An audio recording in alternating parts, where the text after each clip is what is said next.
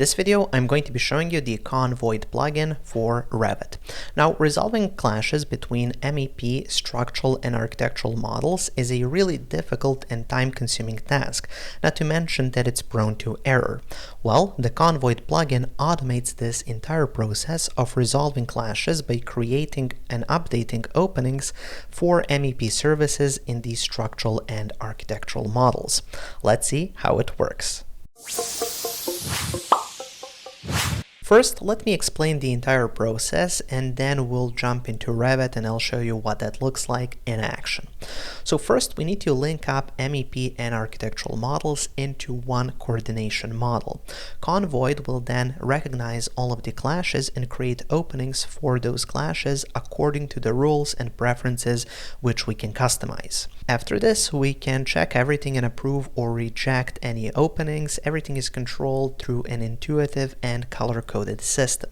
Finally, we load in this coordination model into our structural model, apply all voids, and give the final approval of the openings. So overall, all openings are created automatically. There are no modeling requirements to consider. It supports all linked Revit and IFC models.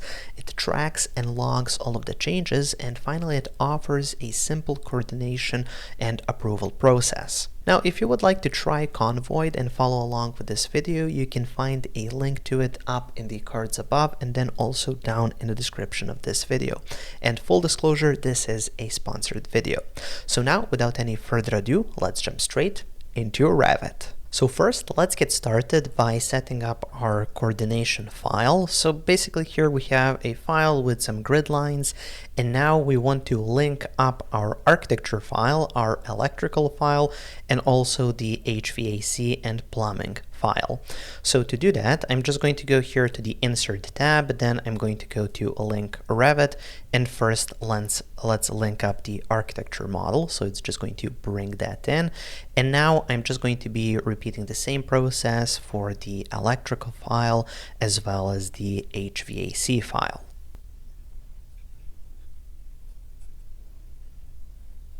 Okay, so now once we have all three files loaded into our coordination model, let's then open up the 3D view and see what we have going on here.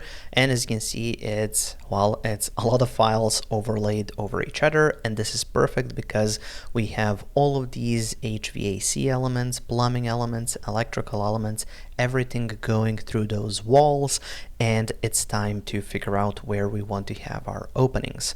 So for that, we need to go to the Con Class tab where we have the ConVoid panel, and here let's click on Convert Void. Now this is going to open up a menu where you can set up your profile. In this case, I'm just going to name it Test, just like this, and then for the discipline, I'm going to check the mechanical, electrical, and plumbing, and then just click OK.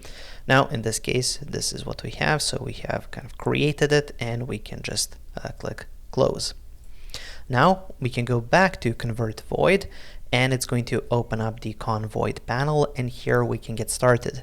So here we have some filters. You can create your own new filters here. I'm just going to go with the existing ones, but anyways, when you select the filter here, you have basically the setup.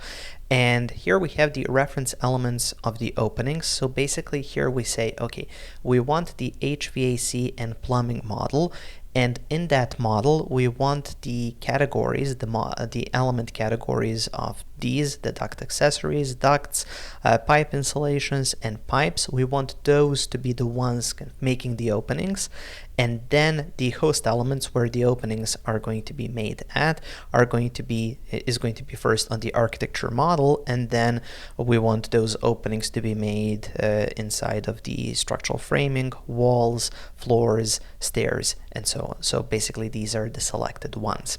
Now here for the section, you can see that this is grayed out. That's because I'm using a section box.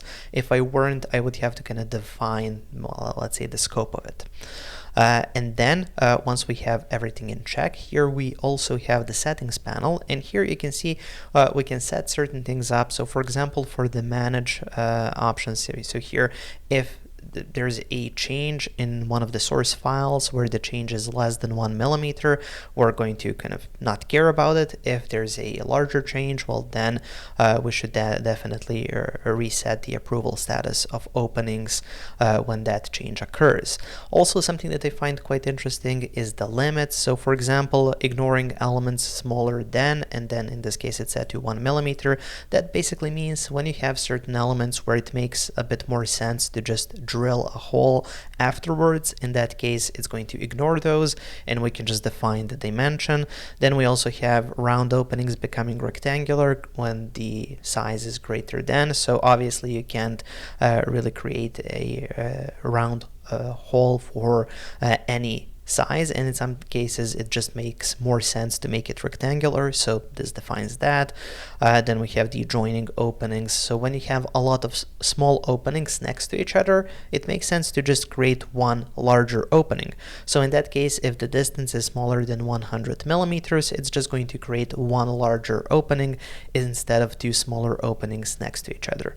And we have obviously a few more settings here. I'm just going to click OK, and then we click on refresh to kind of run these settings.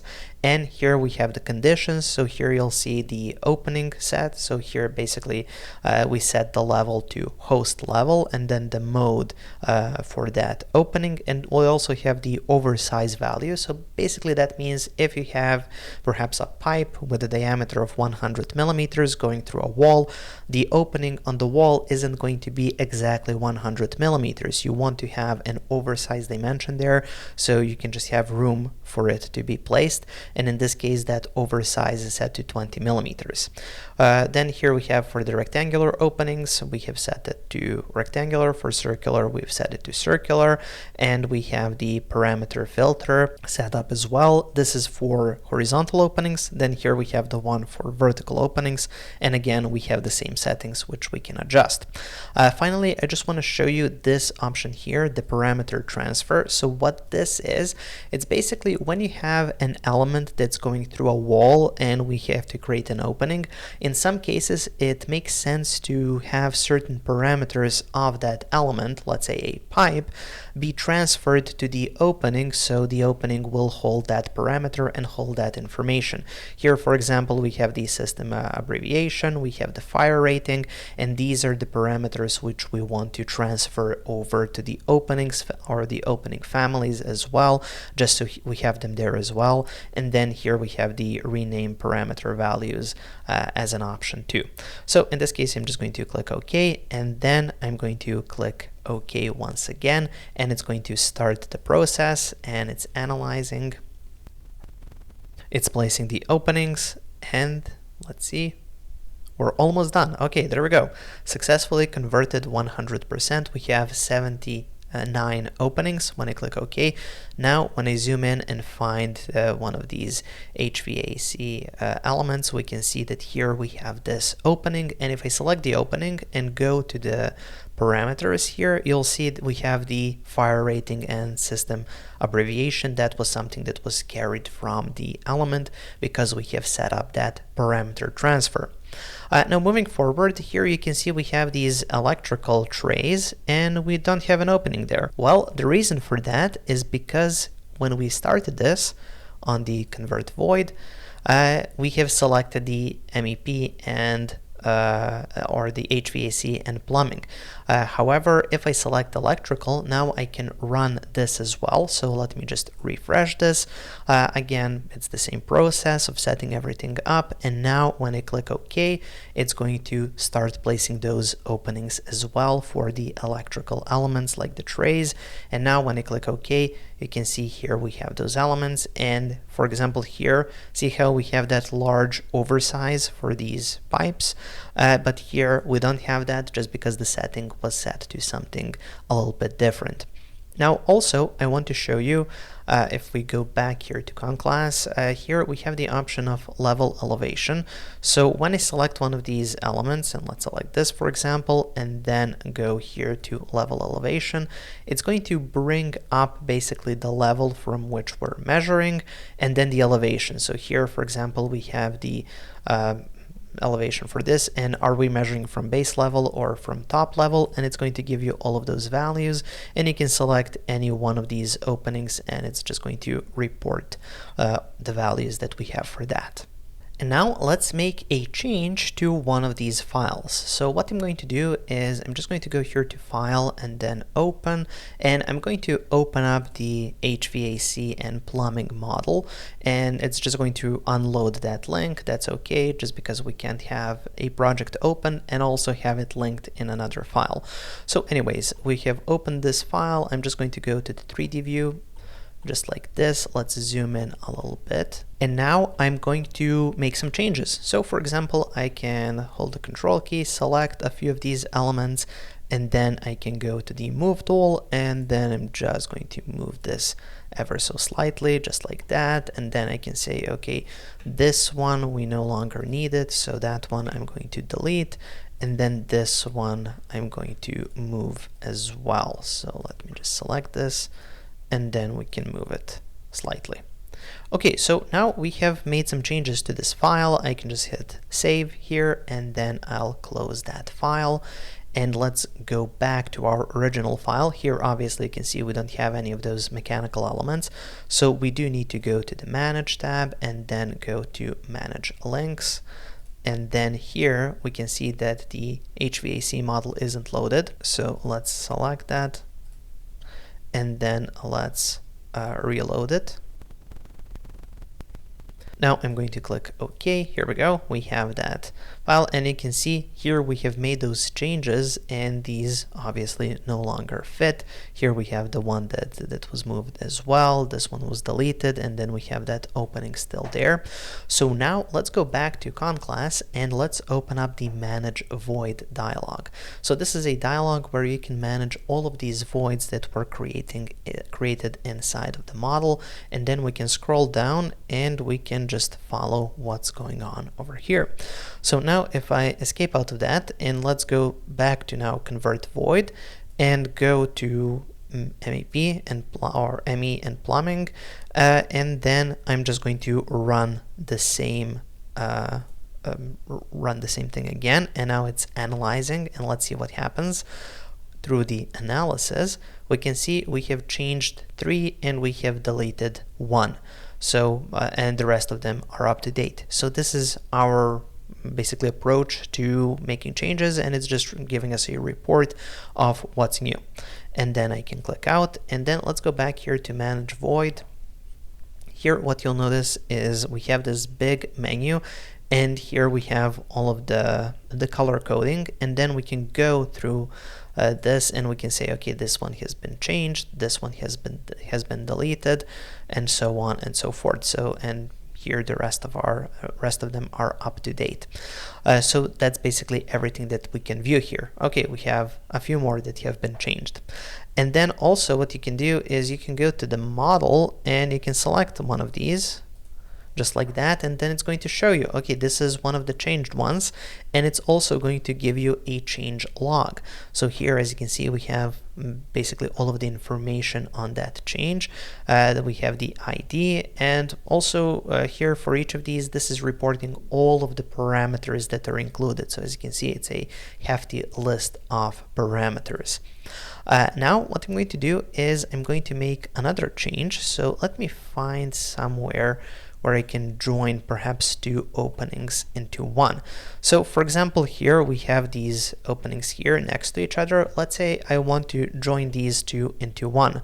I can just go here to join unjoin, and then let's go to electrical, join openings. There we go. And I have now joined these, and as you can see, we have one large opening for both of these. And then what we can do is we can select this, and let's go to ConClass and Manage Void. Let's see, okay, is that selected? So we just need to find it here. Okay, here we go. So that's the last one. Here we can see that's a join unjoin. It has been created manually. So all of that information is located here.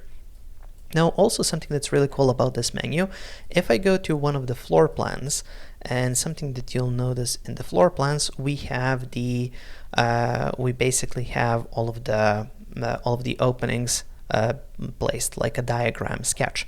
Now, if you want to color code this according to this, you can just go here to color filter, click, close, and as you can see, now they have been color coded according to those colors. So for example, this is the one that has been changed, and that's the one that's yellow, just like it is here in this list. Okay, now I'm just going to exit out of this menu, and let's go back to our 3D view, and then I want to show you another tool that we have, which is the dimension void. So the dimension void allows you to, well, basically dimension the voids. So here you can set up filters, you can create new ones. Here we have a couple of them. For example, we have pipes which are smaller than 80 millimeters. And if I go to properties, you can see basically how this is set up. We have all of the parameters from Revit which we can use. We then load some of those in, and then we use filters to basically filter down our list. So for example, here we basically took the pipes which have the diameter less than 80 millimeters, and that's how we got to this filter. And then this is basically all of those pipes which we have in the model. Now here we have the diameter, we have the total diameter, and now what we can do is we can go here to oversize openings and fixed size openings. So basically oversize openings means that you're basically, as I've mentioned before, you're just adding a little bit to the existing or real dimension of the element which is making the opening, and then that's going to be the size of the void. And then the fixed size is we can set it up like this, up to 80 millimeters. No matter which size it is, it's going to be whatever exact number which we set up. Now we have both for radius and for sides. So if we have rectangular openings, now in this case, let's say we want to take a few of these. So I'm just going to select a few of these in this list, and then I can either apply to the whole list, or I can just apply to the selection. And I have made the selection because I just want to apply this to the selection. And here I'll just change the diameter to something like 85 millimeters. So anything that's less than 80 millimeters, I want the opening to be 80 millimeters, and only for these selected elements. And then when I click on the selection, it's going to start making the changes. And now, as you can see, the changes made here in the total diameter. Now, if I go to the cable trays and let's open up the properties, again, it's the same story. We just have a few more filters here. So if the system abbreviation equals E, if the orientation is horizontal and the opening type is opening, well, this is the list that we get of all of the elements that fit that criteria. Now here, let's say in this case, we want to make an oversize opening, and let's say here for the sides, let's set this to 50, and then top can be 50 as well, and bottom we can just leave at 0. And let's say I want to apply this to the entire list. Just take a look at the numbers here. So when I hit apply, it's just going to make that change, and it's going to apply that to apply these values to these numbers here. And that's basically how we apply the oversize openings. Now we're going to be taking a look at the approval process for our openings. So the openings have been generated, and now it's time for somebody to go through the model and figure out if everything looks correct or if something needs to be changed. So something will be approved and some things will be rejected. So for example, here what I'm going to do is just zoom in, take a look at the project, and let's say, okay, I want these three to be just one opening.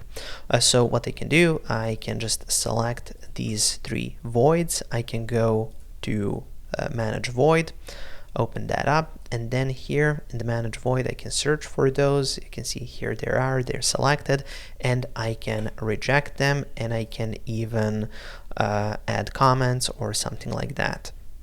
So for example, in this case, I'm just going to say join into one, and then I'm going to hit enter, so it's just going to add that comment, and I can even add a snapshot if I want. So for example, here I can take this snapshot, there we go, I can edit that snapshot, so I can draw over this, so I can come here, let's go with this brush, and then let's make it red, and then I can say, okay, these should be joined into one.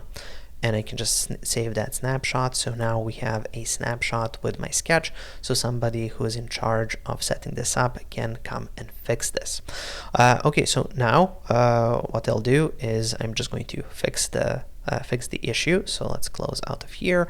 I'm going to select the 3 voids. Then I'm going to go to join, unjoin, and let's join them together, which is just going to create a new void, basically encompassing all 3.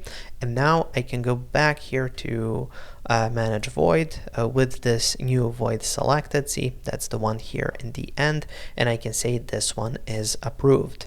I can even leave a nice comment, something like this.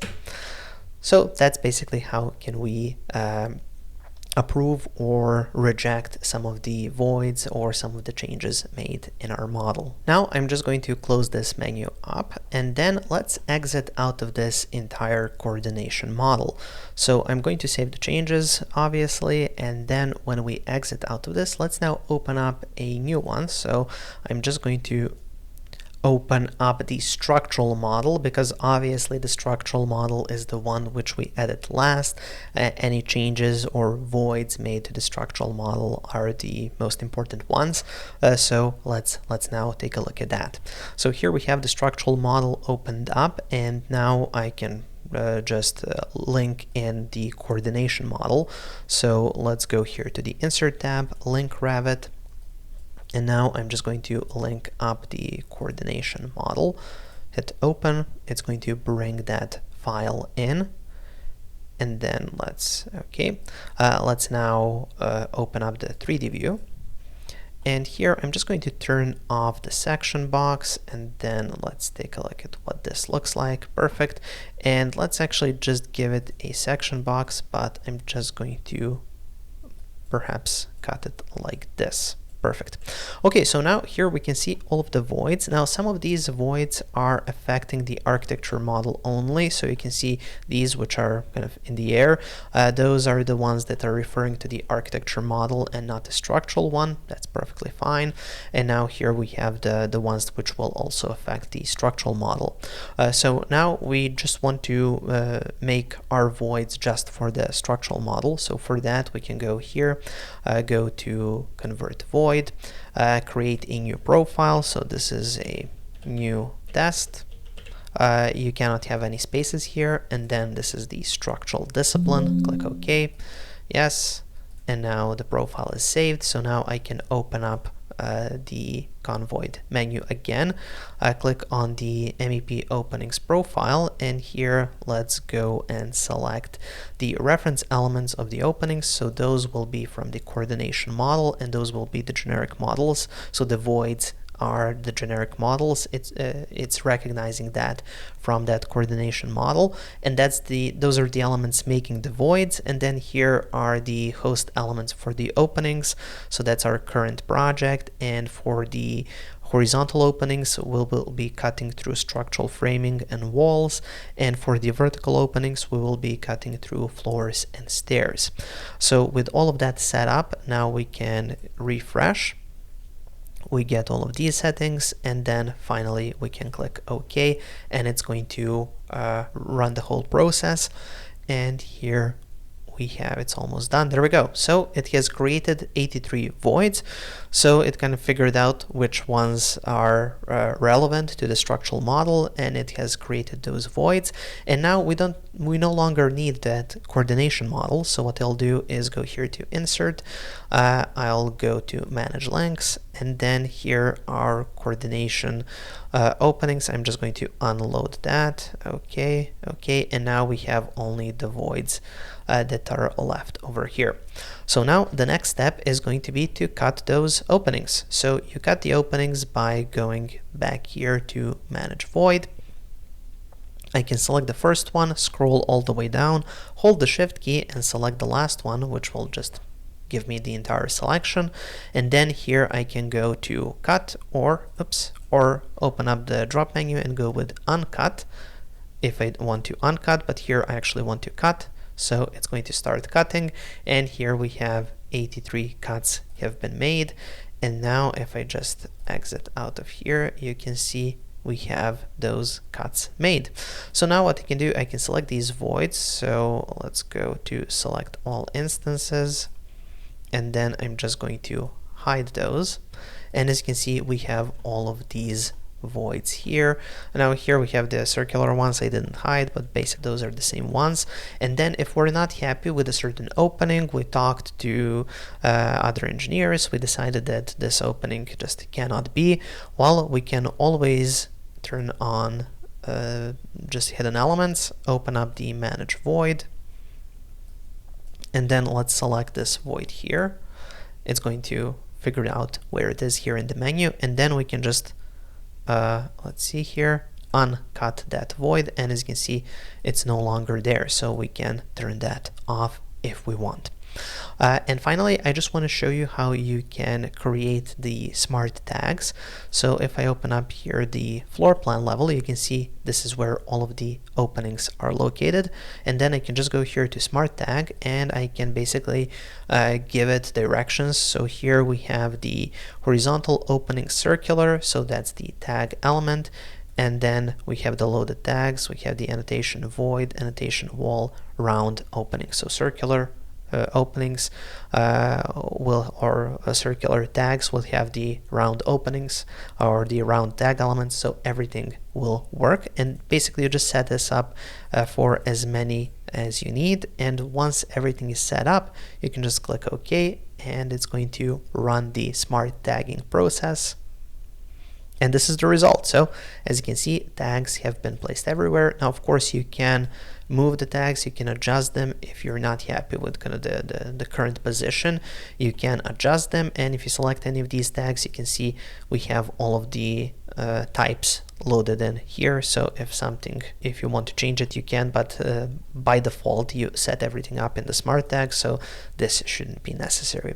And there we go. That's how we can create voids. How can we check those if they're okay, approve them, load them into the structural model, create openings, and then finally tag everything, so we have all of our project documentation ready. And that's going to conclude this video. So I hope you have enjoyed it. And again, if you want to try out ConVoid for yourself, the link is going to be up in the cards above, and then also down in the description of this video. And of course, I'll be back in a few days with another Balkan Architect tutorial. Have a nice day. Thank you for watching, guys. Make sure to check out my website, balkanarchitect.com, for more Revit courses. There I have over 120 hours of content, and I'm adding more each week. Make sure to subscribe for more videos, and also I've added a video over there that might interest you as well.